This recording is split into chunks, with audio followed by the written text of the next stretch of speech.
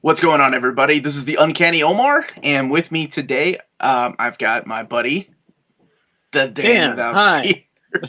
I love that you change your name every time we do an episode. You're going to confuse everybody. I'm trying them out. I'm going to find something I that like I like this and one. that fits, and then I'm going to keep. I like this This is one. my favorite so far. Yeah, I like this one a lot. And we are joined with two gentlemen that own local comic book stores around us. Let's not get all classy now. They can't see you, Dan. They have no idea if you have your tux on. I'm just imagining that you're doing this. Well, with the tux on. I didn't have my Snake Eyes helmet, but I had a top hat and a cane. That would have worked. I mean, Classy. You know what trouble I had to go to in the quarantine to find a top hat? I mean, come on, man. Do you have a monocle to go with that, Mr. Monopoly Man? I might. Putting on the Ritz. So it is Dan from The Zone, it's a comic shop in Louisville, Kentucky, and we also have Russ from A+ Comics and Collectibles in Lexington, Kentucky. So these are two of our favorite shops. We're not, not gonna lie, they are, that are local to us, and we're gonna talk a little bit about how everything in comics has affected them recently and what they're having to do in order to, get by until new comic books are available again. So it'll be a roundtable discussion, and if there's questions in the chat, by all means, please ask. So, gentlemen, when was the first time you noticed that something was odd? Like, when was the first time that you realized you had to plan ahead and do things a little bit differently? Like you had maybe a little bit of a notion that something was going to happen as, the printers were shutting down in China, or before Diamond even made it? Or were you taken by surprise when Diamond made an announcement? The thing that got me was when I read somewhere that basically the artists and the writers were told pencils down. That's when I knew, the poop just hit the fan. That was the thing that kind of was the shocker to me. For me, it was when Marvel introduced Safe Space and Snowflake. I knew we were in trouble. Every episode somebody brings that up. It had to be you, right, Dan? I mean, thank God for COVID. It might have stopped that. I don't know.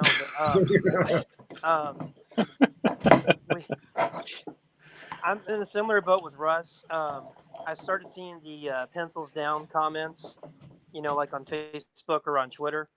And then, when the rumors were going to be that we were going to have to shut down non-essentials, which I don't understand how comic books and toy stores are not essential businesses because, I mean, face it, what else is there to do in a pandemic with no sports or reruns of old TV shows, I guess. But I thought, well, okay, we'll have to figure out a way to be open without being open. And then literally that week, I think it was the last week of new books, that Monday I was in the shop doing, grabbing some stuff for eBay or doing something. And the email went out from Giuseppe about, no new product. And he was just like, oh, man, what are we going to do now?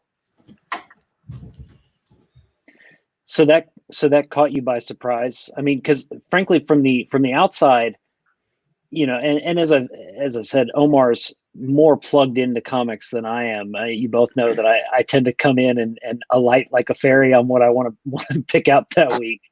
But did you guys have much advance notice that not only just based on local orders that you might have to shut down your business, but that you wouldn't be getting new books, period. Like the whole production distribution system was shutting down. The thing that it was a little chaotic, to be honest with you. I don't know what Dan thinks, but it was a little chaotic. It was one of those things, not knowing, really, this is something that was unprecedented, something that's never happened before. So it was one of those, what do we do not only with comics and things, but how does this affect things like rent, paying the bills, payroll, all that? So it was one of those things that it was extremely a chaotic situation. And for the longest time, it was kind of like, in the beginning, it was kind of like, what's the big deal? I mean, it's just a virus. It's just, And that was the mentality I had, was it's just a virus. But then all of a sudden it just kind of kept growing and growing. So I really can't say exactly how things kind of went, because we didn't know. We weren't sure. And we still are kind of up in the air on when things are going to open up and go forward. So it's been just a chaotic ride. What do you think, Dan? I'll definitely agree with you on that. And in fact, that Monday, I don't remember what the date was. I guess it was the 23rd, March 23rd is when that initial email went out and all the rumors started coming out. I thought they said April 1st was the last day of new comics. So I thought, okay, we got 2 weeks to figure this out. And then like the next day I realized, or I guess it was that Wednesday I was checking email and it was like, oh no, it's today. This is it. I mean, it's been, I think there's a lot of factors with this. It's interesting. I will say this. It's interesting that the comic book industry is really the only industry that completely shattered because of COVID. Yeah, you can't go to bars, but they still produce and distribute beer and alcohol, and protein water like Scotch. But there's things out there. I mean, there's other businesses that are still able to do some sort of thing with comic book industry. I think that this so-called collapse has been building up, and it was going to happen this year, despite COVID. And I think COVID's a convenient excuse. That being said, I mean, it is scary because I mean, I've not to jump ahead in how we're getting through it, but I've been in my store on Wednesdays and Saturdays just for people to pick up whatever they've already paid for, and on the chance somebody wants to order something I have or I can still get from Diamond. And man, it's, even though I know it's not my fault, it's not anybody's fault, it's a pandemic, the whole world shut down. It's a really weird feeling to almost leave your store with a goose egg on a Wednesday, and it's very unsettling. And that's the thing. And I guess this week really got to me because Saturdays would have been Free Comic Book Day. That's my absolute busiest day of the year, and I'm sure it's a really busy day for Russ as well.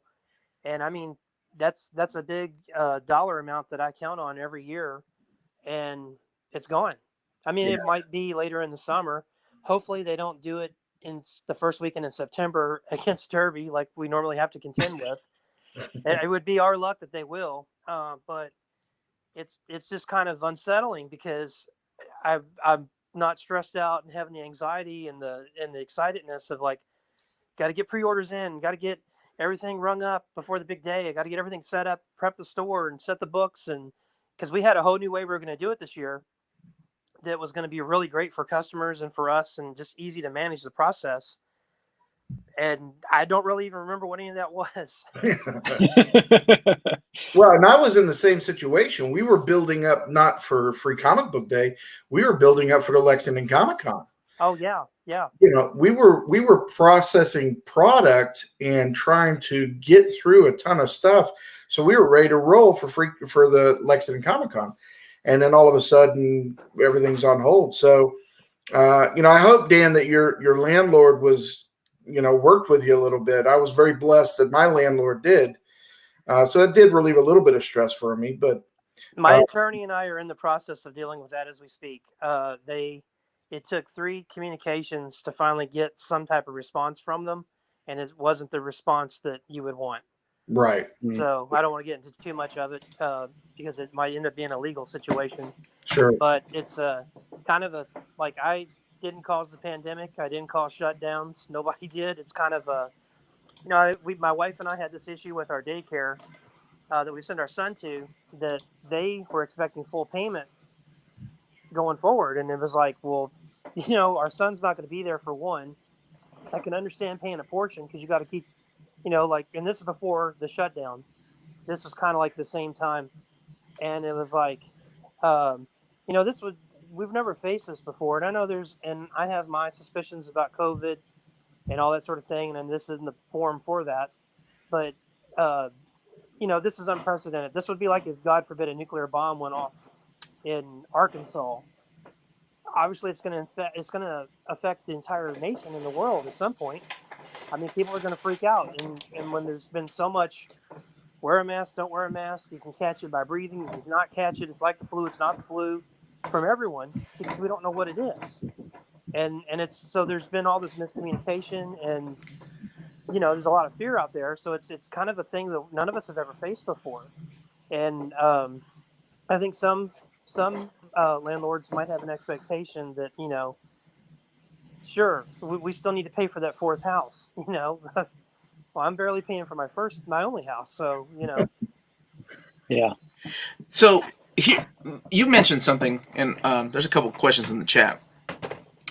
You mentioned miscommunication, and I think that has a lot to do with this because there was so much information being just shot in one day on that. I believe it was a Friday when Diamond decided that we are no longer shipping products. This is the cutoff date because you all have to deal with a lot of, I don't know if a lot of our viewers know, the FOC, right? yes, Which is the final, what is it, final order cutoff date, yes. whatever it stands for. And it's usually like, if you want books, how many copies of Batman 94 do you want or whatever, you have to have it in before a certain date. And they sent out 3 different emails until Steve Jeppe himself said, no, this is what we're going to do. And within that day, there were 3 different things that they were going to do. We're going to stop shipping books on this date. And then finally, the last email was like, no, next week is the last day for new books. We are not shipping until further notice. I don't think Marvel and DC knew. Like the way that was done. The way that it was handled, because I think it took everybody by surprise. So not just comic book stores, and also the publishers, right? Right. So then the publishers are like, what are we going to do? Have you all had to find other means for getting your books? Because I know some online retailers have had to go to different, actually go to Hachette and actually go to Penguin Random House to get books. But I deal in a lot of the collected editions, right? Like trade paperbacks and omnis. You all deal in single issues. I don't even know if that's even an option for single issues to go elsewhere out of Diamond. To be absolutely honest with you, Omar, it's one of those things where there's not a demand right now. There's not a demand. Maybe online there's a demand, but in your actual store, there's not a huge demand because we're shut down. We're doing curbside pickup, but we don't have a lot of. I've had a couple of people say, "Hey, do you have this list of comics?" And we go through and pull what we have, but there just hasn't been the normal demand of people coming in to even request this stuff. I think a lot of people are stir crazy, and so they are going online and they're buying online. I know some people are doing digital, and the one company out there has been supporting us. I don't know if Dan has. I've gotten a couple of checks from the COVID initiative that's been done out there From TKO. Yeah. Yeah, I just got a second check from them this week. I thought that's really cool of them. I mean, it's not a lot, but it's nice. It's nice that they're trying to help. I know that Marvel is trying to help people that have already signed up for federal assistance. So there are some stores that have signed up, right? Because as both of you know, and I don't have to tell you all, a lot of stores depend on new comics to keep the lights on. Yes. Right? The back inventory, the Transformers. By the way, I buy a lot of Transformers from the Zone. All that stuff is just extra. But the new comics, that really does keep the lights on for a lot of people. And if no new comics come in, shit.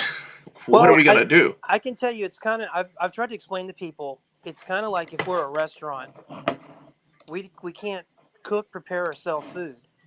So all we have are those pre-packaged brownies and cookies and some soda in the fountain machine. And once that runs out, we're done. And so at least for us, when the governor or when we were, non-essentials have to shut down, I'm sitting there kind of, at first is like, what the hell, and I'm freaking out. And then I calm down and I'm like, all right, let's think this through, because getting angry, upset, or sad doesn't do any good. I have a wife and son and some cats I have to pay for. I'm trying to get these cats to get a job, but that hasn't worked out. They all have jobs. They just don't tell you. Yeah, that's what I think. I think their job is keep me up at night, or jump on certain body parts in the middle of your sleep. So I thought, okay, well, here's what we're going to do. And I kind of have a re-entry plan as well. We're going to be open Wednesday and Saturday, curbside only. and we'll sell the new books that way. There's no sense in us being here Sunday, Monday, Tuesday, Thursday, Friday. We're going to funnel it into 2 days. That first week that worked perfect. We had, and plus I kind of sent out the message on Facebook and on email that this is kind of it. This may be it. Time is of the essence. Okay. This is all hands on deck. I need everybody. And my customers came in. I don't want to get snitched out. My customers came up to the store and curbside like champs. And we had a phenomenal week. It was the best week we've had in months because the That's industry awesome. has just been on a decline. And, and what's really struck me, and I don't know how Russ feels about this, because I've talked to other retailers. I've talked to my customers. I've talked to creators. I've talked to some YouTubers that talk about all this stuff. It's like comic book industry, it doesn't seem like there's been a real leader in the comic book industry since Jim Shooter. And I know a lot of people have mixed feelings about Jim because Jim made people turn their work in on time, which, God forbid you have to, keep a schedule.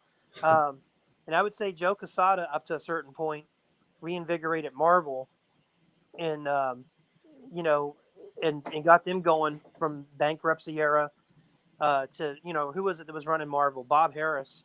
And when people went and saw the X-Men movie, and they went to the comic book stores. This was before I owned the Zone. The Zone had been around, but I hadn't owned it yet. I wasn't even a customer there yet. I just remember I kind of dropped out of X-Men because I thought it was too depressing, and I didn't like the weird biker Blue Oyster Bar leather outfits. And I was Grant Morrison run. Yeah, I'm tapping out. Okay. I saw the movie, and I was like, oh, man, I want to get that X-Men vibe, because you see a movie. That's what I tell people, like, what's so beautiful about comics and toys is, like, you go see an Avengers Endgame. Well, let's say Infinity War, because Endgame is kind of a little depressing and bittersweet. Because to me, it almost feels like the end of the entire Marvel Studios saga in one regard. Like, if you wanted to not watch any more movies, you'd be perfectly fine. Because how do you outdo Thanos in the death of everyone? You know what I mean? Right. Galactus is going to eat a planet. Like, whatever, man. Thanos, wiped out half the universe. We already took care of that. Galactus is nothing. Let him have the Earth. We'll just go somewhere else. I'm sorry. I lost my train of thought. No, I just love the fact that you call him Thanos. Oh, well, because that's the way I've always pronounced it. I've heard Thanos. Thanos is the movies, and Jim Starlin, who happened to create the character, but what does he know? Magneto.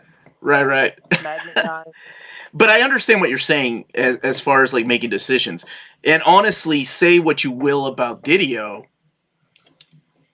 he would have made a decision that week, okay, this is what we're gonna do. I agree. Whether you liked it or not. I've got mixed feelings on Dan DiDio. I've actually met him before. Mm-hmm. I actually one of the conventions. Russ, I think I met you at a Wizard World Chicago once, maybe. Did you ever set up there? No, I've never actually set up there. Okay, now it's another retailer in Lexington. I don't even know if they're still around. I can't even think of who it is. But there was somebody I talked to back in maybe 2012 or 13 or something. But anyway, I met Dan DiDio. I just walked up to him and said, "Hey, Dan, how you doing? Dan Thompson, remember me?" And I've never met him before. And he's like, "Oh, yeah, I remember you." And I'm like, "Awesome." I was like, "Hey, man, I got some ideas about Free Comic Book Day that I think will benefit the industry." And he was like, "Man, I'm not really the guy to talk to. Go to the DC booth and ask for Steve Rotterdam, and tell him I sent you. He's our VP of Sales and Marketing." I was like, "Okay." I was like, "Man, I just pulled some Better Call Saul stuff before Better Call Saul even came out." And I went up and met this guy, and we sat for 15 minutes and talked about Free Comic Book Day. And I was like, "Is there any way you guys could maybe move it from the first Saturday in May?" And he goes, "Why?" And I was like, "Have you heard of the Kentucky Derby?" "Yeah, it's a huge deal." I'm like, "Yeah, it's the same day." He's like, "Oh, we're really sorry." I'm like, "Yeah, maybe first Saturday in June, it'd be a little better. Kids are out of school, no derby, nothing going on." But I do agree. Dan DiDio, I have some complaints about some of the things he created decisions at DC. All of us do. As being a leader, because what's been really disappointing to me, and me trying to relay this to my customers and/or my family or friends that even care, or people in general, is that there's been no leadership. No one has said anything. With the exception of Boom Studios, Rick Rossi or Rich Rossi has been awesome. He's been out there every day. Todd McFarlane has been out there every day. And even Rob Liefeld has been out there every day. Rob's doing sketches, auctioning them off and I guess PayPaling money into retailers' accounts. Yeah, And I'm it's like, really that's cool. freaking cool, man. A lot of comic book artists have stepped up and done that. Even Jim Lee, Yeah, and but see, here's the thing. Jim yeah, Lee's not, I know where you're going with this, which leads into the decision that DC made about distributing books out, right? sure. Well, it just would be nice. Like, I still have not heard a public statement from Jim Lee. I still I have not heard a public statement from CB Sobalski other than where to go to get hot dogs and sushi in New York City. Which, I mean, that's great. Support your local restaurants, but CB, this is your business, man. You run Marvel, and it's like, run Marvel. Don't sit around talking about food. I mean, and it's, which, I mean, we all like food, but it's like, this is serious stuff, man. This is when you go be the admiral and you lead the fleet. You got to be Admiral Kirk or Admiral Adama and lead what's left and get us to the promised land. The little cross reference there for some stuff, but there's been, other than, I mean, Todd McFarlane to me is the senior statesman of comics right now, and he's every show he's been on, and he's awesome, man. He's like, don't know, not pencils down, pencils up. We create comics in isolation anyway, and I created a graphic novel. I'm working on another one right now, and I'm not sitting with my artist. My artist is in Europe. I'm not, I write in my office at home. I email him. He sends me pictures and then send it to a colorist and all that. No one's like working in the same room, so there's no reason not to produce comics. And Todd's idea is, let's get them going. Let's get everything lined up and ready to go. So when these shops that can open back up open, they've got product to sell. Now, right before the shutdown, Marvel had announced that they were going to do 70% off for retailers, which, like, thank you. But then, like, where was it? It certainly wasn't on my March 25th invoice. Are they going to mail me a check for all of March? Because I think I had COVID back in October, late October. And I think a bunch of people I know had it. So there's, and there's talk in California that they might have had it in October or November, same thing in New York City. So who knows how long this has been around. But, so it's like, DC has not said anything about discounts when we're coming back. Now, until recently, and I guess, Russ, you got the email and the call from Diamond about doing the FOC for DC for the 20th and 27th of May, which is cool. But, like, are we doing a discount? Because we're going to be running 2 months with no income. I mean, I don't know how your smile is, but I can get a good smile going. Maybe that'll pay for some books. But those UPS guys don't really care when I go to pick it up if I'm smiling or not. They want to check.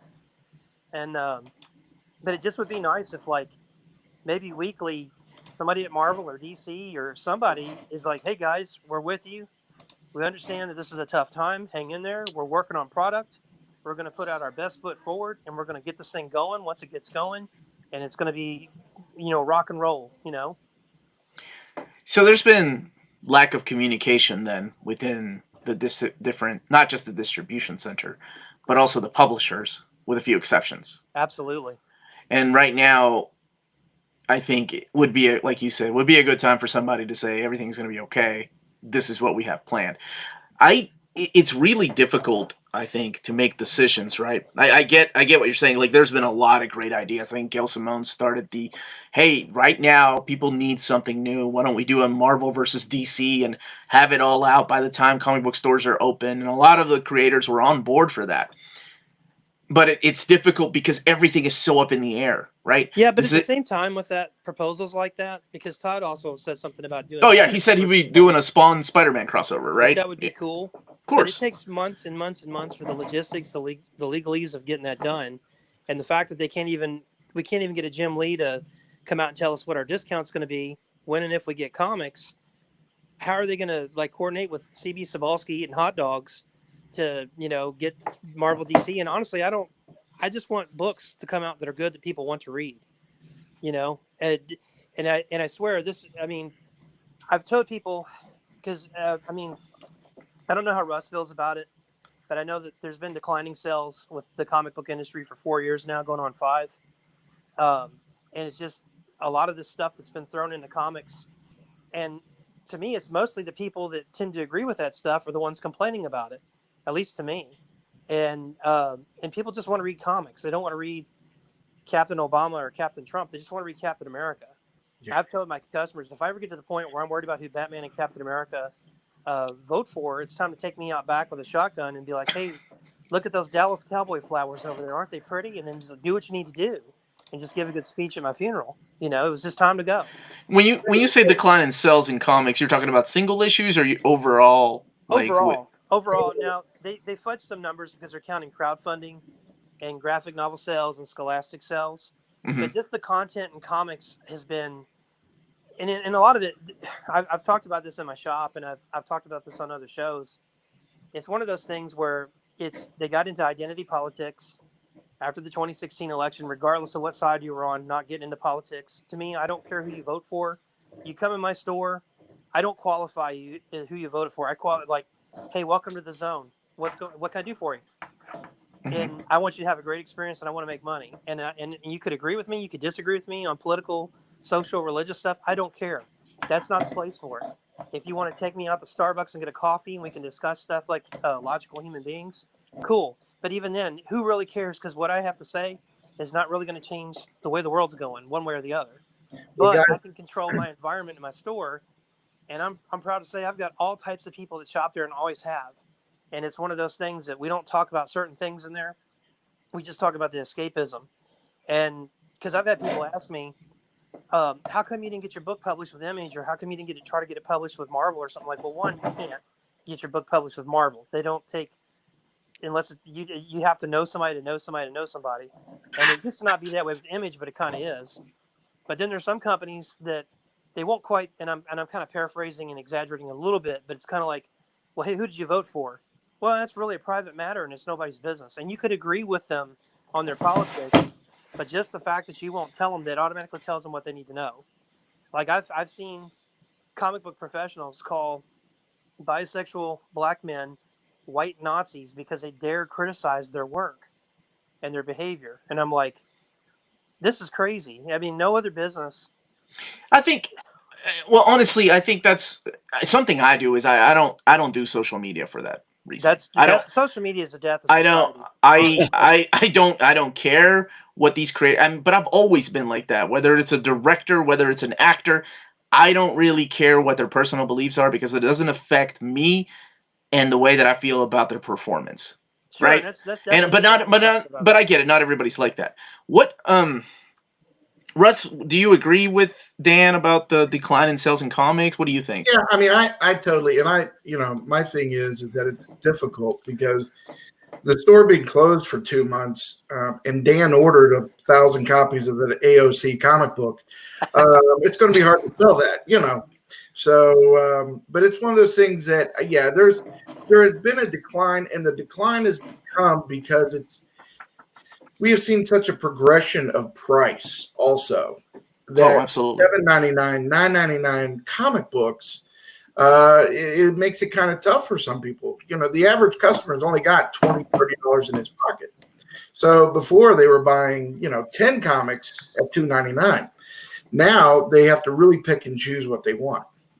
I agree with what you're saying there, and the price increases are how they're fudging some of the numbers.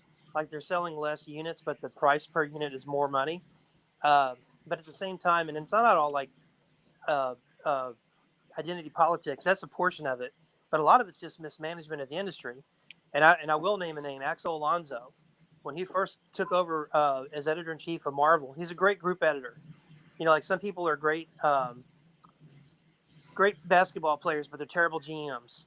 Or they're, they might be a great quarterback, but a lousy coach or a lousy coordinator or something. He was a great group editor for the X-Men books. And then when he took over Marvel, first interview he did, he came off as kind of a douche. He gave this interview where he was like, so if Peter David has an idea and brings it to you, how do you decide if you're going to do his idea? He goes, well, I do MMA on the side. He trains in it. I used to do that too, to get in shape. Not to fight, because I would never disrespect that craft to say what I was doing was anything close to that. It was just to run, hit a bag, and kind of slim up. Those guys do that for a living. That's the same thing that Alonzo did. And he was like, well, I look at Peter David, and I think if he can last one round with me in the octagon, I'm going to approve his Hulk pitch. I'm like, dude, who are you trying to impress? But Peter David's had a heart attack. He's not in the best of shape. What is he talking about? Would ring the bell, and Big John would say fight. He probably would drop. So I mean, I don't think that's going to happen. But now, also Go ahead. all the relaunches and reboots. And I will say, I've always said, like, for me personally, if I want something, I'm going to get it. And I don't really care the price, but I'm not going to pay stupid money for something when I know I can get it for a better price. I think the problem with comics is, I think $3.99 is a fine price. Okay. I think that's fine. But like Wolverine #1 came out and it was what, Russ, $8 or $10? $7.99, I think. Yeah. Yeah. That book is never going to be worth money. It's never going to be, you're going to stick it in your back issue bins and, whatever, and probably take a loss on it if you have a sale. I know I will. But it's like, that doesn't need to be $3.99 or $7.99. Make it $3.99. Have it come out, issue 1 and 2 come out in the same month or 2 weeks, And I think part of that is, and the constant reboots, the renumbering, which I used to not be one of these guys who would get upset about the renumbering, but I'm so lost on Captain America and the Avengers, I don't even know how to file it away. People will be like, I need issue 8 of the Avengers. And I'm like, are you talking about from the 60s? No. And I'm like, oh boy, let's see. I don't know if I can help you with that. There's an easy answer and a hard answer. Something. And I don't know how Russ feels about this, but this is something I experienced a couple times in my store. In 2015, when Avengers 2 came out, and a lot of people liked it, a lot of people didn't like it, but it did close to $1 billion. I had families coming in my store looking for Avengers comics, which is, and this is the grand failure of the comic book industry. That we've had 11 years and 20 some odd movies advertising this stuff. That I have a friend that's recently divorced and he's doing the dating thing. And he was dating a lady that had a kid, and he took the kid trick-or-treating. The kid was dressed like Thanos, and there was an old couple sitting on the porch, and they're like, oh, look, it's Thanos. How cool is that? Don't hurt us, Thanos. Had you told me when I was in high school, which was only a couple years ago, reading Infinity Gauntlet, that Thanos would be a household name, I'd be like, dude, you're crazy. To me, it's a household name, but for the general public, the awareness is at an all-time high. It's free advertising. So these people come in my store, and they're like, hey, little Johnny is looking to get into the Avengers because he loves the movies. Where are your Avenger comics? Well, we don't really have any right now because they're doing an event called Secret Wars, and they canceled their entire universe of books, and there's not really a side title for the Avengers. I don't know what that means. Where are the Avenger comics at?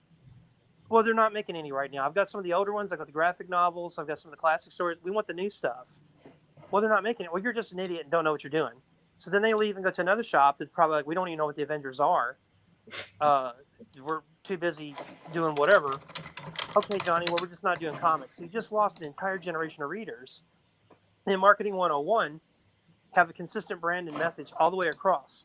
So like little Johnny and his parents they give it another try in 9 months.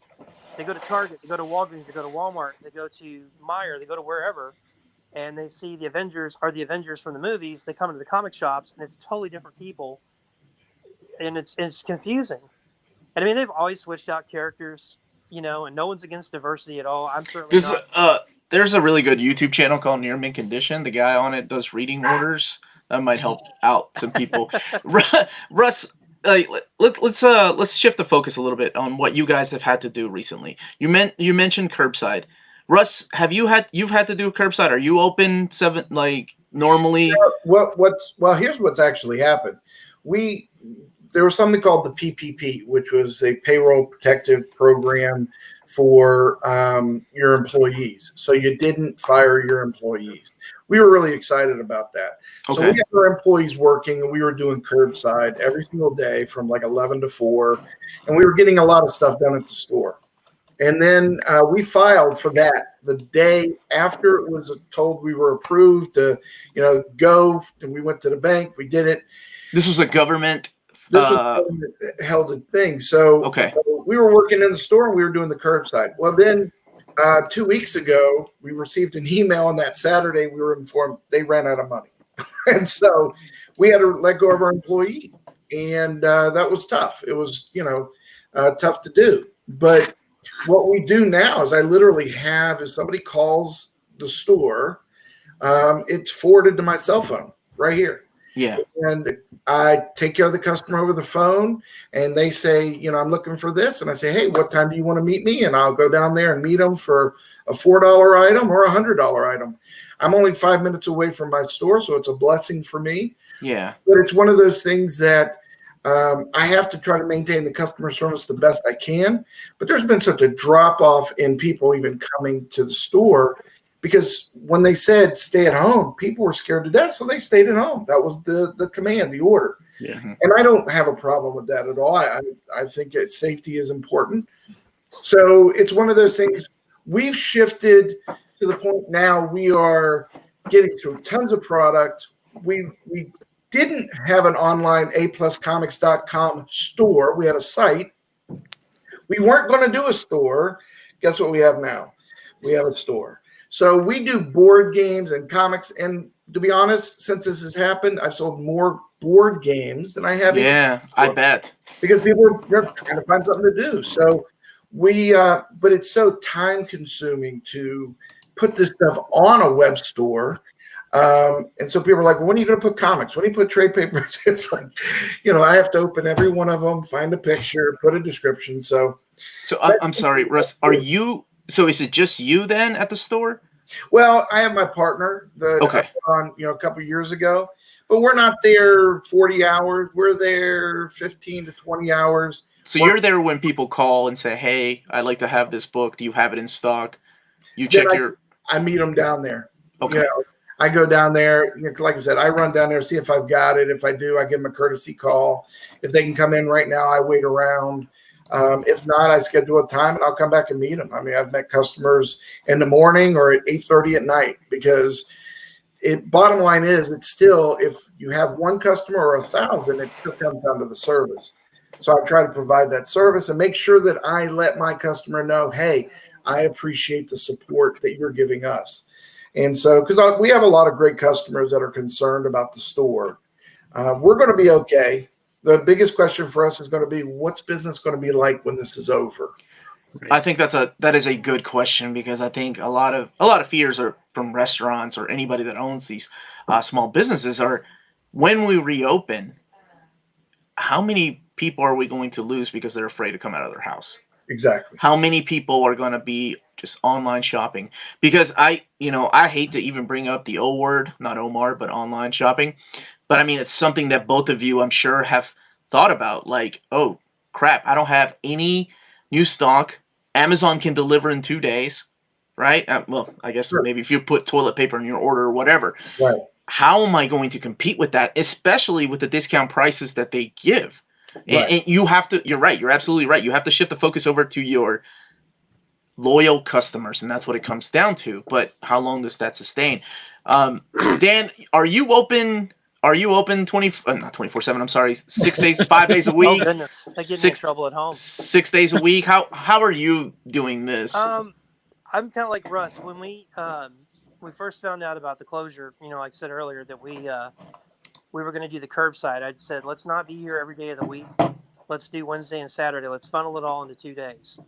I started to apply for a SBA disaster loan because the president declared it a natural disaster, so it opened up the SBA for that.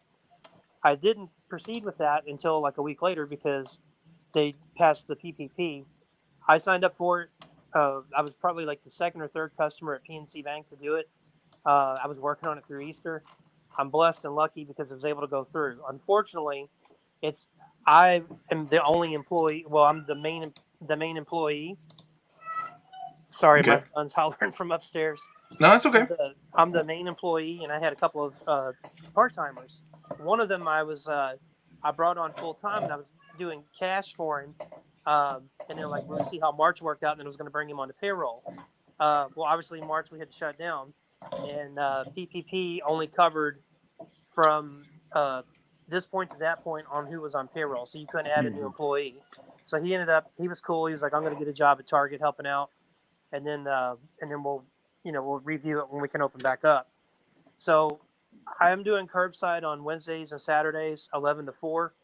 And I have people email me, call me, text me, Facebook me, whatever, if they're looking for stuff to order. And I'll try to get it in. The problem is Diamond told us that, hey, we can still direct ship stuff to you.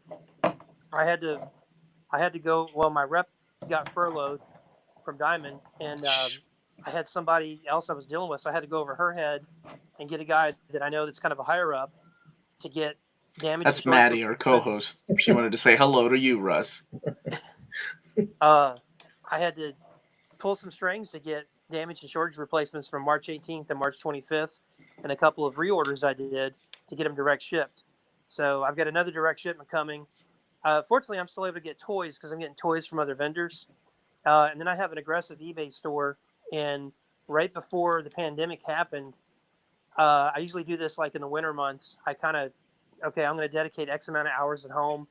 I'm not going to watch TV. I have TV on in the background. I'm just going to do eBay and sell extra stuff that we have in the store. So literally that's been the only source of income, because with no new product, out of all our pull list customers, I probably would say 98% of them have come and got all their stuff. So with the exception of maybe like 5 people, once I sell those people their things, there's nothing really to sell, because it would require you to come in the store and shop, which is illegal right now. So mainly thankfully I've got PPP. Did I say that right? OPP or PPP, whatever it is. I've got that to live off of. But it does scare me, like, okay, well, eventually I'm going to run out of stuff to list and sell on eBay. Then what?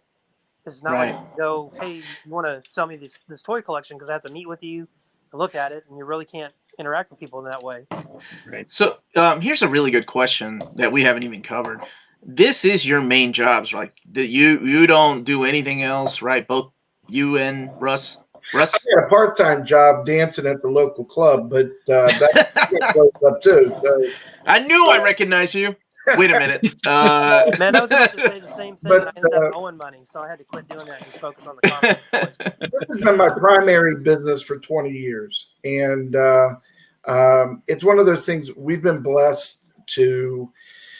We're debt free. We had some liquidity available. We have a large line of credit if we ever needed it. So we're feeling we're good for a couple of months. Like I said, we were blessed with our landlord and their kindness, because our rent is considerable, and so we feel we're going to be okay.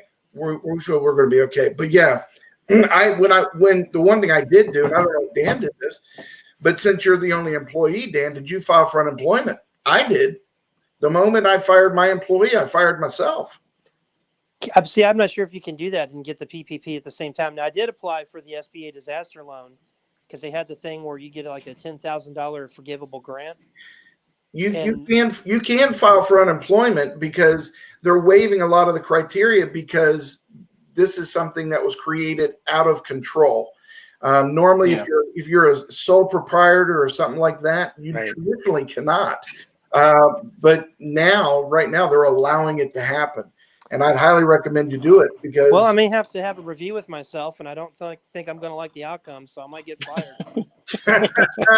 Well, I would have fired you the moment you spent the $1,000 or bought the 1,000 AOC comic books.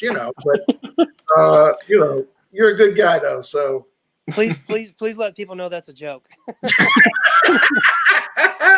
That is totally anything I say on here, guys. You got to understand, I'm totally serious. So curbside, you've been doing. Both of you were kind of, I guess, forced into. Well, Dan already had eBay. I know he'd been on eBay for a while, because I remember buying something from eBay and then picking it up at his store and going, "Damn it, I should have just bought it from you." Oh, that's so funny. I remember that. Yeah, and then and Russ, you have had to open up your online store, right? Yeah, we put our entire board game inventory on there. We put the last week of Diamond stuff that was on there. We're looking to put the graphic novels on there and stuff, but then once this opens. Because our inventory online does not gel with our inventory in the store of the computer system. The moment we reopen, we have to shut down the online store, because trying to track the inventory is difficult. One of the things I've seen a lot of comic book stores do recently is in Instagram sales. That's what the kids are using, I think. Right, Dan? Yeah, I know. You're on TikTok. You would know. Aren't you on TikTok? No, maybe I'm making that up. You're mixing me up with Tina. The other co-host. That's right.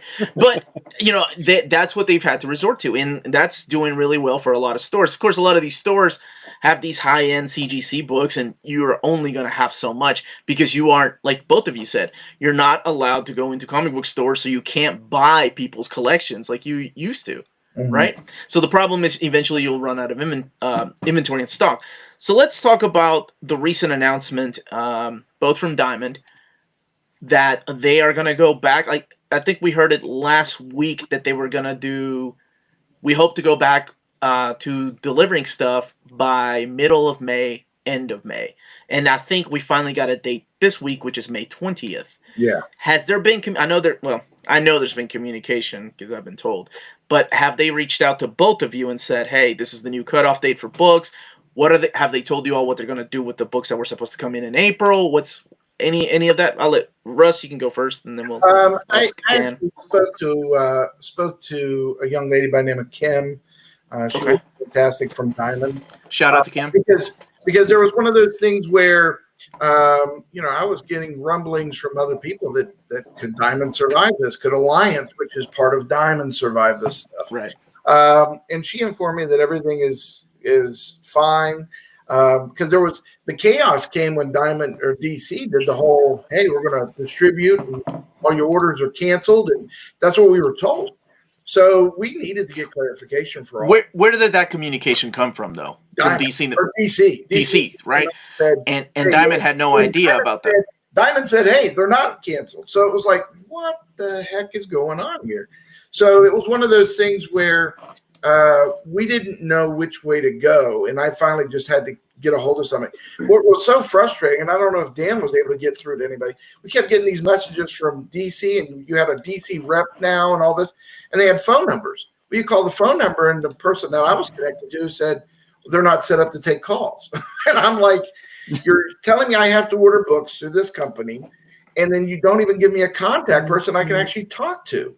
So I couldn't get answers from them. But Kim over at Diamond was fabulous. She told me that not only are books supposed to be coming out May 20th, if the governors allow everything to happen, okay, but DC has pushed their books back. So the ones that were supposed to be coming out, apparently they're pushing some of those books back. So wait, the ones that they announced on their website, the ones that they emailed everybody about, that both Midtown Comics and DCBS were going to be shipping out, those have been pushed back? That's what I was told through Diamond. Now, okay, it doesn't, it's all hearsay, and I didn't see paperwork, and I didn't see it in print. But right. All I can do is go by the distributor's word of what I was told. But yeah, it's one of those things that we're hopeful for May 20th. We're looking here in Lexington at a May 20th relaunch. I'm not sure what they're doing in Louisville. Based on our governor, I think he said shooting for May 20th. Now, May 20th with the restrictions, right? Like masks and 6 feet apart. Yeah. What about you, Dan? Have you heard from Diamond? Where's your stance on all that? Like you guys, I've seen the information about the two mysterious distributors that popped up overnight that ended up being a discount comic book service in Midtown. I didn't sign up for those because I felt it was kind of a conflict of interest, and I'd just rather wait and get everything from Diamond. And it seemed the books they were offering were just kind of like very low tier books and reprints. And those were all on the FOC. And Diamond said that Diamond or DC, I can't remember who it was, said those would come. So I think like one of the shops in town that I'm friendly with, they actually ordered stuff and it was like 5 books. But those same 5 books were on the FOC that we'll get on May 20th or May 27th. I've had questions from people. I haven't really made like a general statement or addressed it with my customer base yet because I don't want to get everybody's hopes up. I do feel like probably by next week, somebody will nudge Marvel and let them know what's going on. And maybe Marvel and some of the other companies will be on the FOC or to some capacity. But I mean, we're set. One of the things I've been doing, and Russ, if you want to email me, I'm happy to tell you how we track our stuff online. It's real simple and real easy. Okay. And I'm happy to help you give you that secret because back issues is a little harder, but it is a little time consuming. All I've been doing is I go in on Wednesdays and Saturdays to the curbside, which each week the sales numbers diminish because obviously as people get their pull list, there's not anything else for them to get unless I've got toys. And I've got a huge toy order coming in next week. I've got G.I. Joe 6-inch figures, Black Widow, Marvel Legends, and You got that snake Eyes? You got that Snake Eyes G.I. Joe? Asking for a friend. Snake Eyes will be coming in. Oh, my man. Okay. So, I might be able to swing that. I know well, I don't know. I'm getting fired tomorrow, I heard, so I don't know. If you email me tonight, maybe I'll be able to put in some word, a good word. I think Russ fired me already, so, but even though I offered to help him, but so I'll have a decent, I'll have a decent Saturday because mostly it'll probably come in Wednesday or Thursday. I'll have to hang out there to catch FedEx, and then pull all the figures for everybody, figure out who gets what, who paid for what, and all that sort of thing. But other than that, there's really nothing. So what I've been doing is I've got yesterday I brought home boxes and boxes of DC toys. So I'm going through and I'm resetting my entire store, assuming we're going to be open, assuming we'll be in the same spot, assuming things will somewhat get back to normal. I'm kind of redoing my store and I'm tagging everything so everything is online and in the store, and I have a way to track it. So like if I come up to the register, I know to take this off of eBay. And in the meantime, while we've been down, we've got our we have a website. It's a brochure site, but we now have a web store with nothing on it. It looks cool, but there's nothing on it yet. But we've been working on that too. So yeah, it's a lot of work to not be open, I will say, because I get up, eat breakfast with my wife and son, play with him for a little bit. We wrestle and he beats me up, and then I go downstairs to my office and I just start listing stuff. And it's weird. And so I'll go in on Tuesdays and Fridays, although I may just go in real early this Saturday. And I'll pack up like I normally would through the week. Like if we receive merchandise, and then I get all my online orders together and I spend all day packing that up. And so I've been doing that, and I've been pretty busy with selling toys, and I've been going through my new book wall. And since I can't have customers in, I'm just going through and I'm discounting everything. And so some books are 25% off, some books are 50% off, depending on what it is, how much I have in stock, just to try to get some movement. And there has been a huge uptick in the toy buys and in the toy purchases on my eBay store, and then with some comics. And I don't know how Russ does his FOC, but I do my FOC like as soon as it pops up, I start working on my listings, because eBay will let you do 1 month out on pre-orders. And so I'll use the FOC to kind of go through what I want to list versus what people have special ordered. So we sell a lot of new comics and variants on eBay, and then that way I'll know, okay, this guy ordered the 1 in 50, so I got to figure out a way to get 50 copies of this or whatnot. Unfortunately, the 1st, 8th, and 15th FOCs were done and in the books, and I had stuff listed. So some stuff already sold, and then it took about a day and a half to go through and take everything down off those days. But the nice thing is everyone that's pre-ordered that stuff has been totally cool about it. They're like, hey, I understand. I'm like, I got you. When it comes in, it's going right out to you whenever it is. And I try to keep those people up to date, like, hey, we're looking at probably June, even though it might be May, kind of under promise, over deliver, so that way in case DC doesn't follow through or something happens. So right now, since Diamond made that statement, the only books that are up for order are from DC. Is that right? Nobody else has stepped, or do you all see books from Dark Horse, from Marvel, from Human, or is it just DC that is in the Diamond cutoff right now? As far as I know, just DC, and that cutoff was what is today? Today is the 30th. Oh my goodness! Gargle Fireball Day. Thursday. Today's Thursday. Okay, yeah. I thought yesterday was Monday. I'm a little off on my days.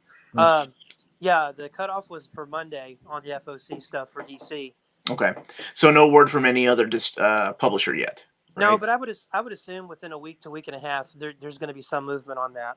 Yeah, I know a lot of my viewers have told, I deal mainly in collected editions on the channel, and I know a lot of my viewers have seen books shifted over to November from, on Amazon, right?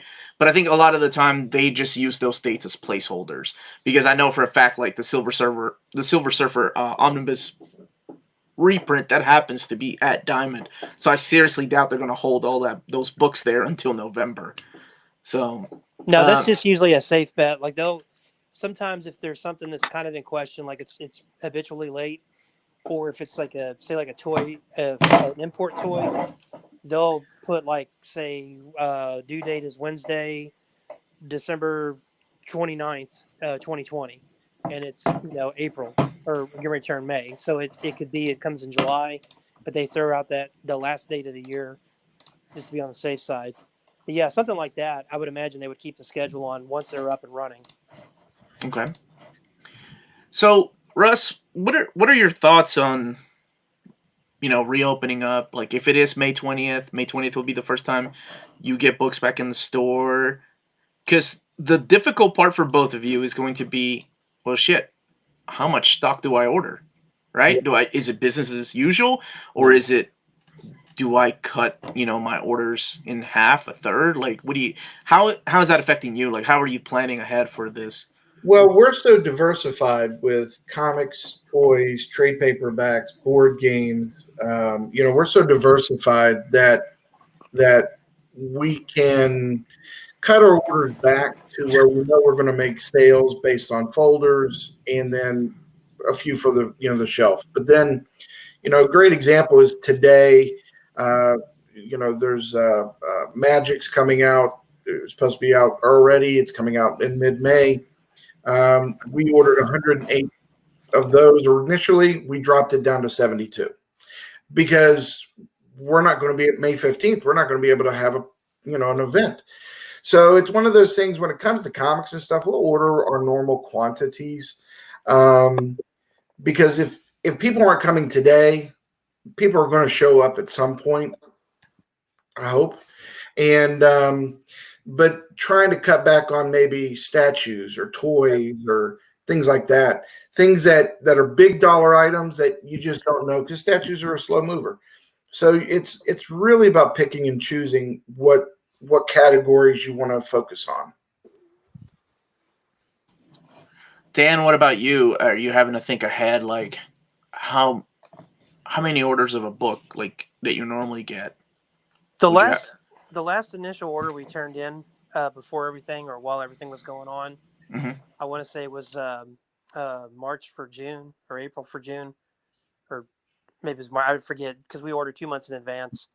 And they kept posting like, hey, you got till this day to complete it.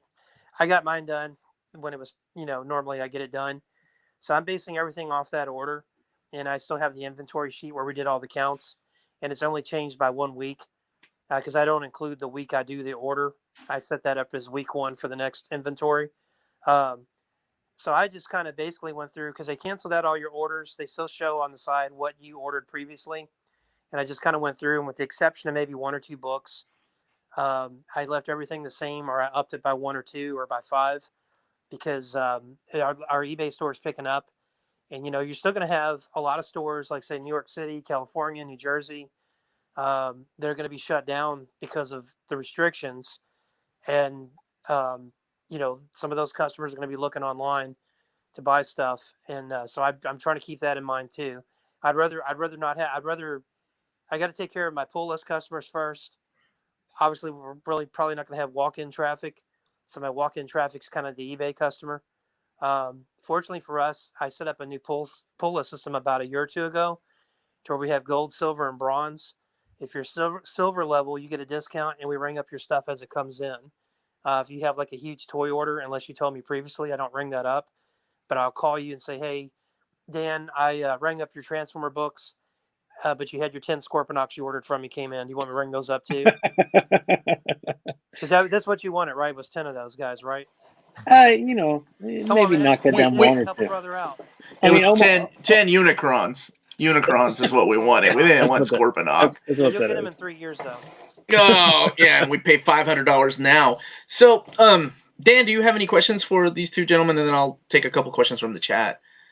I think my main question would just be, like, what is, in terms of now and then when you all first reopen, what's the one thing that people can do that would really show you all that people are out there trying to support you and things of that nature? Like, what's the thing that a customer could do that would be the most beneficial, other than the obvious of just coming in and buying out the store?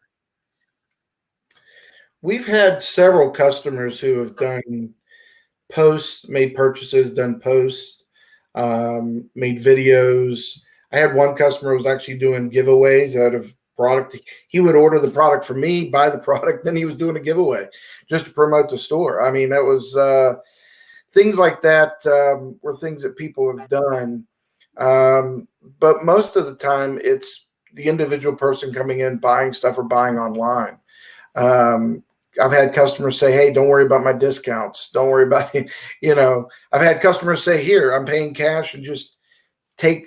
Don't worry about change." It's like I've had a few do that too, and it's greatly appreciated. When I opened up 20 years ago, I opened up because I didn't feel like there was a store in town that actually truly cared about the person walking in the door. And Omar, I mean, you were there 20 years ago when I opened up, and I remember. And I didn't have a clue about comic books 20 years ago, and 20 years later, Dan knows more in his little finger than I do in my whole body. But the thing is, bottom line is all about taking care of the customers. So what can customers do? Customers could just be customers. That's all I want my customers to do. And I want to be able to make sure that they're happy and communicate what I can do to provide for their needs. Bottom line is, I know, when I do have employees, I always tell them, I don't care how much a customer spends. I want them to walk out going, "Hey, I like the store, I like the service, and I want to come back." Because if they come back, they're going to spend money. And that's bottom line. The big thing for us is how many are coming back. Always, I remember when I walked into your store the first time, and I made the joke about like, "Man, you picked a rough time to open up a comic shop," because I mean, we were looking at late '90s, like the rough, like when the comic book industry itself was rough, and you were like, "Oh, I think I'll be fine. I'm gonna sell Transformers," and that, we made some deals. So, Dan, what about you? Same question from Dan. With a lot of what Russ said, I totally agree with. Like for me, you spend $1, you spend $1,000, you're going to get treated the same. You're going to get treated good. We say hi to you, or we try to foster a good atmosphere. When I first bought the store and I did my business plan with the bank, I kind of borrowed Starbucks' phrase, "We're in the people business, but we happen to sell coffee." And that was the same thing because my previous life, I was a sales trainer, I was a sales manager, and one of the things that prompted me to buy the Zone was I expect my my reps and my employees at the time to deliver top-notch customer service and go above and beyond. Why do I not expect that from my favorite hobby? And a friend and I thought we could do that. He passed away, and so to honor him, I went ahead and did our plan, and that's where we're at now. I'll tell you a real quick story, and this kind of ties into something that Russ said. We've had people that are like, "Here, keep the change," or like, "Hey, let me get this from you. I want to buy a gift card." Wednesday the 25th, I had a lot of people come do curbside. This one couple that's been coming to the store before I owned it, I've known their child since he was 1. He's now 13. And when he turned 13, I had to go in the back room for a minute because it really hit me. Because I was being a fairly new dad, I was just like, "Oh my God, this kid's 13. I remember when they were carrying him around. Now he's like a little man." And I think it upset his parents that I was upset that he was growing up so quick. They came to the door. They had 3 comics. They bought almost an entire shelf full of Gundams and ended up spending like a couple $100. And like, it teared me up. I had somebody I was working the register and the phone. Somebody was running it back and forth. And I was like, "You're going to take over for a minute. My contacts are bothering me." And he's like, "Were you wearing glasses today?" And I was like, "Yeah, no, that's why they're bothering me." Because there's just like little things like that. I had somebody who had one comic in their folder was like, "Give me a gift card, give me bags and boards. I'm spending $50 with you." And it just kind of hits you for a minute. And it's like, man, say what you want about our hobby. And, I fight with, I guess, normies all the time about it. They're like, "Oh, comic books are weird. People live in their basement." I'm like, bro, you could walk into Kroger and you'll see just as weird Kroger customers in one visit than you'll ever see in my store. I knew a guy named Carolina Steve that loved Bill Goldberg and would tell you all about Bill Goldberg every time you saw him, no matter what the situation was. So there's fanatics in every whatever. Oh, absolutely. Comic book customers are fiercely loyal, and they're good, and at heart they're really good people. and I know Russ will say the same thing. They've had his back during this, and mine have had my back during this. My plan going forward, was that what you'd asked originally? Sorry. I don't remember. I do need to clarify something in the chat. I was 5 years old when I walked into Russ's store, okay? I'm not that old. No. And you too, Maddie? Really? You too? Damn it. All right. I feel like we walked in there together. Or you took me in there to show me that sound wave, that second time. Yeah, you bought it. I did buy it. Still sitting over there on my shelf. Employment check. He's getting his Social Security check. What are you talking about? Shut up. Now, this is a really good question for both of you. Have your store, like, the people buy gift cards during this hard time so they can spend on stuff later? Is that something that you both have offered? Yes, and we've had several people who they bought $100 gift cards. Awesome. I have a customer who he has a Batman costume, and I hooked up him, and I mean, we're talking about like, the Ben Affleck from, $2,000 costume, ridiculous costume. And he's a sheriff, so he's a rather large guy too. So one of our customers was having a birthday for their son, and his son would love Batman. And I hooked up Batman for his birthday, and all he did was walk down the street because he couldn't go to there was no party. And the kid they did video and everything. And the lady called me up and thanked me by buying a gift card for Batman. And it was just, it's just a circle community of people supporting us. But the gift card thing has really worked out well. And it's one of those things. Normally we put some sort of expiration date on them stuff, and we sign them to make sure that, because ours are cardboard or paper. And, but we make sure. And so I had a lady call me the other day. She's like, "Oh my goodness, mine's going to expire." And I'm like, "Don't worry, you're fine. You're fine." So that's right. You'll have expiration dates on those gift cards. The problem is, it's like you never know. Somebody 3 years from now comes in, and you don't know if it's the real one, a copy, or what. So, right. What about you, Dan? Have you had the same thing happen? Yeah. Like you've seen customers buy gift cards? Yeah, I actually had someone email me the other day about buying a really expensive one. And it's, like I said, it's one of those things, like when you bring what's left of their pull list to them for a special order, sometimes they'll be like, "Hey, throw a $50 gift card in." And it means a lot. It really helps out. And, same like what Russ was saying, people have been signing up for gift cards, and they're just, our customers are really coming to our, I don't know, I have a feeling like when we open up, because typically I run, you're going to laugh, but we kind of run sales kind of like in league with like wrestling pay-per-views, because we're a big wrestling store too. People love to talk wrestling, football, Sons of Anarchy, whatever. And like we have our big Zona Mania sale is the last sale before Free Comic Book Day. And so we didn't have Zona Mania. We didn't have we're not having Free Comic Book Day, obviously, and hopefully later in the year. So my thought is what's going to happen, and Russ, I don't know if you agree with this, just, and I won't go through the whole economy, but just our personal economy in the comic book industry. I think that there's going to be a month, maybe a month and a half, where it's going to be balls to the wall, rock and roll. Everyone's coming out. They're cooped up. They're spending that cooped up dollar money. They're spending that cooped up, I want to get out and support my store money. I think that'll probably last for about a month, month and a half. And then it'll get back to what I would call normal. Then that's when I'll probably offer a sell. If I have anything left to sell, because we're selling so much on eBay right now. But yeah, I kind of feel like there's going to be that initial boost, and not just for comic book stores, but like for any business that can open up and they have loyal customers. But it seems to me that comic book stores have the most loyal customers, because we have a vested interest in these characters, whether it be Optimus Prime or Batman or Russ's AOC. We've got a vested interest. It's the third time that comic book's been mentioned. I've never mentioned that comic book on this show. We're gonna get demonetized. All right. I was talking about America over COVID. Sure. That's the rumor of all the comic book publishers going to do one comic. America over COVID. Yeah, I think there'll be like an initial burst. As far as how we're going to open up, I got to read all the guidelines again. I think I'm going to stick to 2 days a week for now, and just kind of gradually do it in baby steps.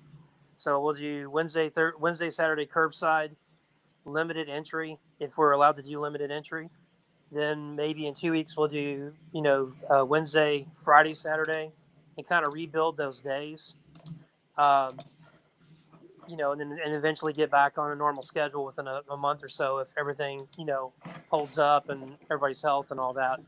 But it's one of the things that all of us are gonna have to deal with is that a couple of things. One, some of our customers may not be in a situation where they can afford to buy comics anymore. Sure. Two, Right. out of sight, out of mind. And three, we're going to be going on about 8 weeks of breaking the habit of coming in every week. Like for me, I've got a Starbucks and a Target that I would go to literally every day for 5-6 days a week to get my coffee and maybe sometimes a sandwich or just my coffee and then go to work. I haven't been there in 8 or 9 or 6, 7 weeks now. And I've kind of broken that habit. I've almost broken the habit of needing coffee. I do naps in the middle of the afternoon though. I don't know if that's going to be able to fly when I open the store, like close for a nap, kind of do like European hours or something. But that's a concern. Like how many people are going to be like, you know what? I've been saving $50 a month not buying comics. Maybe I just don't need to buy them. So I don't think that's going to really hit our loyal people at my store or probably Russ's store. But I think it's going to affect some people. So that is a concern. I mean, honestly, it's something that, of course, I'm sure everybody's thinking about too. It's how do you sustain? What do you do differently? How do you, and keep from both sides? Yeah. How do you keep customers coming back? And you're absolutely right, right? After all this is over, you don't know who's going to have a job, who's going to have the money to keep going with this. So there was a question in the chat earlier from Justin. He was asking, what is your favorite comic? Russ, what's your favorite comic book? You can say series. Of all time? Series, whatever. Yeah. Of all time? My favorite comic book. I'm gonna take a wild guess, but let me see if I'm right. Go ahead. You won't get it. All right. It was a 4-part miniseries of the Rawhide Kid. My gosh, the one by what's his name? The guy from the Howard Stern show? No, this one is like 1985. Oh, okay. Never mind. Not that one. It was when they did that newer version, I was pieced. I was like, you do not take an iconic character and then try to change him. Well, that was during the time when Mark Miller was just making it popular to make all these characters. Yeah, absolutely. I know what you're saying. So it's like I'm sorry. Justin said writers and artists. Who's your favorite writer and artist? My favorite artist is Finch. That's come on. David Finch. Yeah, when he did the Moon Knight series and was doing that stuff, I don't know what it was. It was just the detail of his work. That was gorgeous series. Gorgeous. I loved it. Charlie Houston's Moon Knight. That was solid. And then I'm an old Chuck Dixon fan. Mm-hmm. And he's you don't have to throw the word old in there. Chuck Dixon fan. I am too. I'm a little biased though, but I'm a fan of his writing. But I was blessed enough to meet him in Chicago back when he was with CrossGen. Yeah. And it was on a Sunday, and he dropped there is a Comic-Con persona, right? You're the greatest editor. Oh, thank you very much. And he signs or whatever. But, when I explained to him what I did and how I did it, why I opened the shop and everything, he kind of turned into a different person, just kind of the casual guy. And we were able to have some heart-to-heart conversations. And he's just a nice guy. So I'm a little biased there. And nothing wrong with that. When it comes to the new writers, I mean, people are changing over so fast now. Writers are coming and going. That it makes it kind of difficult sometimes to stay on top of who's who in the industry. I do miss the old days of a certain writer writing a character for, more than 2 years. Yeah. They don't really do that anymore. What about you, Dan? Who is your favorite writer and artist? Well, my favorite series is the TMNT ongoing from IDW. Good choice. Solid. I'm a huge Captain America and Batman fan. Those are my two favorite guys. Mm-hmm. but I have not read a bad issue of TMNT. And I was kind of, I won't go into the whole story about it, but that's been my favorite comic since it came out. My favorite writer and artist is probably Walt Simonson. Whoa. I Yeah. actually signed Nice. my last name like how he signs his. I started doing that when I was a kid reading a store run. I was like, that's pretty cool. I'm going to do that. That's about the extent of my artistic ability as far as drawing. Um, I love Roger Stern's run on the Avengers. Of course, Walt Simonson's Thor run, Larry Hama's G.I. Joe run in the 80s. I love these answers. I feel like I'm at home. This is great. And it just, one of the things about modern comics, and like Russ was saying, they changed. That it's annoying because, say, Omar and Dan, you guys are on a book, and it's like issue 13. You guys are leaving, and then Russ and I are coming on. Hopefully, Russ would be the artist because I can't draw, and it would get canceled really quickly. They restart the book, and then it's like, Podcast Heroes, number one, new number one, and it's like it gets confusing. Whereas like you can go back and think of like, that huge run that Simonson had on Thor, Roger Stern's Avengers run, Larry Hama's Wolverine run, and then there was people that came after it that were good or bad or whatever. The TMNT ongoing from IDW is the absolute best comic that's been produced for the last 8-9 years. I won't lie. The tweet that went out about pencils down at IDW, specifically the TMNT book, really hit me because that's, I get Thor, I get all these other Marvel comics that are pencils down or DC, but I was really like, oh man, please don't tell me they're going to cancel like one of the best series ever because I will of this tell stuff. you something about TMNT. I have this rule in my store if you work for me, and I live by this rule too. You don't read comics in the store. Because there's always stuff to do. It's not a library. Yeah. Well, I mean, I'm talking about employees. Oh, okay. Yeah. Well, we kind of ran off a lot of the readers, the free readers, I would say. We didn't have money, man. But yeah, I've only, in the 13 years I've owned my store, I've only read 2 comics live in the store, and that was TMNT 50 and TMNT 100. Like literally, as soon as I unpacked the diamond box, I looked at my Tuesday help and I was like, I'm sitting down and taking a break. But we just started. I know. I'm taking a break. And issue 50 and issue 100, I did that on. That's how great those books are. That's awesome. I do the same thing with Berserk. Anytime a new volume of Berserk comes out, I don't care what I'm doing. My wife's like, you got to go pick up the kids. You got to do it. I'm like, you got to find somebody else because the new volume of Berserk is out. And I've been waiting years. So I'm going to read it. And it doesn't take that long to read. I don't want to say any spoilers for people who have not read TMNT 100, but after reading that, I was a little teary-eyed. And my wife was like, are you okay? And I'm like, yeah, I'll be fine. I hugged my son and told him I loved him and just had to walk out of the room. And they were like mic drop, done. I read those in the deluxe editions, the hardcovers, and they're wonderful. And my daughter has read all the Transformers IDW stuff. She's only 10. And the next series she's going to read is TMNT. And we're going to review it on the channel to see what she thinks about this. That's the one series that I buy every cover, and I don't buy the soft covers, but I buy those deluxe hardcovers. And I just love it that much. And I wish so badly they'd make action figures of that run, because I would love to have one of them. I guess it kind of did with the DC crossover with Batman. Yeah, those are very similar. I'd love to see Sophie Campbell's designs done into toys, but that's a whole nother episode. Russ, I am really surprised you did not go with Walking Dead. You and Kirkman, man, you were like that for a while. Well, then he went all Hollywood on you. It's one of those things where geez, I mean, I was selling just 30 copies of volume 1 a month. I mean, it was just crazy. And I think what happened was our area just became so saturated. But I will say this. I will throw out something for Kirkman, though. Okay. I have not I loved his Invincible. I loved The Walking Dead. But I hadn't really found anything that he'd written that I was kind of like, wow, I really enjoyed this. But he's got this new book coming out. Dan, can you think of the name of it? Fist Power?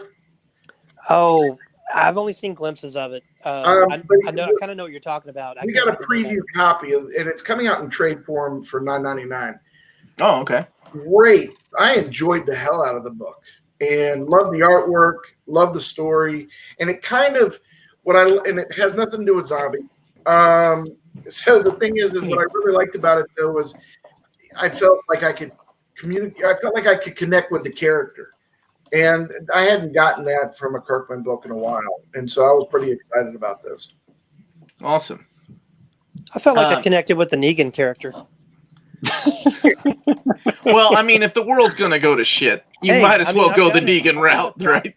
I've got a replica bat. We went down there where they film it, and they have a little gift shop, and we bought. I was like, I know I can order this, but I'm gonna get this here just because we're here. Oh yeah. So that's probably how we'll open back up. Is like some things will change. You got to kneel to get your holds, that sort of thing, and we'll take over Kroger, and then we'll have our foods. We'll have food and all that. My wife and I got into this epic argument, debate and / argument when we first started watching The Walking Dead. I said, the complex that the store is located at would be perfect for sustaining life if the zombie apocalypse was to happen. And she was like, I was like, well, you got to have a lot of people to do it because you'd have to have guards while people continue to break up the wall because we've got this huge brick wall that surrounds the back of it. And you just got to put up fencing and all that to keep the zombies out. But you got land for raising crops. You got a building you can put new people in until you sort them out. The comic book store, which is essential, for a zombie apocalypse. Oh, yeah. Too bad we don't have as many malls as we used to. So the Kirkman book, Eclipse is saying, is with Chris Samney. So awesome artist. Big fan of his art. And it's called Firepower. Yes. Yeah, that's it. Thanks, Eclipse. So thank you so much. And so IDW is really that good. I love the original Mirage. I'm gonna say that this is my favorite incarnation of the Turtles. It is wonderful. Absolutely. Better than the cartoon. Better than the movies. Mirage, the cool thing about this version of the Turtles is it kind of loosely. It's imagine if it was a TV show. Tom Waltz is the writer and Kevin Eastman is the showrunner. So it kind of follows certain beats that you're familiar with, but it's its own continuity. It doesn't follow a toy line. Michelangelo's never said cowabunga, but he's legit funny. And they introduce characters like Hun as Casey Jones' dad. And I don't think Hun was in the original Mirage run. I think he was only in the Fox for Kids. He was in the Nick Jr. Turtles. You mentioned Tom Waltz. So the other writer is, of course, Kevin Eastman, right? He's the other guy that's co-writing the book. And I did a review on one of Tom Waltz's books, and I felt so bad because I didn't like it. And of course he watched it. And of course he commented. And I said, I'm sorry, but I love your turtle stuff. He never replied back. It's like, damn it. I should have lied and said, I love this book. One shot, man. One shot. I pissed him off. Now I'm on that list of people to never talk to ever again. So, well, thank you very much, guys, for joining us. This has been pretty informative as what you all have had to do to keep your stores going. I'm glad that you are doing the curbside service. Really sorry, Russ, that you had to let your employee go. I hope when all this picks back up, things get back to, I guess, whatever normal is going to be afterwards. Yeah, I appreciate it. I appreciate the invitation, guys. It's been a pleasure talking to you guys. And now that I can hook up with Dan over there, because I keep seeing the Zones Facebook ads, and so I'm like, who owns that? Well, now I know it's Dan. So yeah, that's what he looks like. Yeah, he looks good. Hey, and on a positive note, my wife says that this isn't all bad with the mask that we're going to be wearing. She said at least it covers half my face. So there's all kinds of benefits. You got to stay on the positive side of life, guys. So I really appreciate it. That's right. Thanks for having me on. I really appreciate it. And Russ, nice to meet you. And Omar, nice to meet you. And I think the best way to look at all this, not just for our industry, but just for life in general, this is kind of a fresh restart for everybody. Before my diamond rep got furloughed, he had said something about he can't wait till things get back to normal. And I was like, well, man, I don't want it to get back to normal. I want it to be better. And I think this might be an opportunity because content's always going to be debatable. But as far as maybe having returns, better communication, maybe not getting damaged books constantly. I can tell you that even getting them from Hachette doesn't help either. So it is at this point it's just what I work. It's funny that when I worked in comic book stores in the early 90s, damaged books is still a legacy that's continuing with Diamond. Of course, it was capital N Diamond back then. It's funny that you said, I love the irony on you saying this, we're going to get a fresh start, because you were complaining about when you hate the fact when comic books start with a new number 1. Well, this would be kind of like back from hiatus. You know, like we've been gone in the Secret Wars, the original Secret Wars, and now we're back. And so, like, Russ has a black costume. I've got a new Thor helmet or something. Well, I was about to sign off, but we got somebody else that wanted to say a few words. Hey, there she is. I have my 10-minute break. So I was like, because I couldn't really listen in from D&D, so I was like, kind of turn up a little bit. And I was like, okay, but they can tell I'm not concentrating. And so I was talking to Freddie in the chat. I was like, what's going on? All right. So, Maddie, we were signing off, but go ahead and ask your questions. I don't really have any questions. I just want to say hey.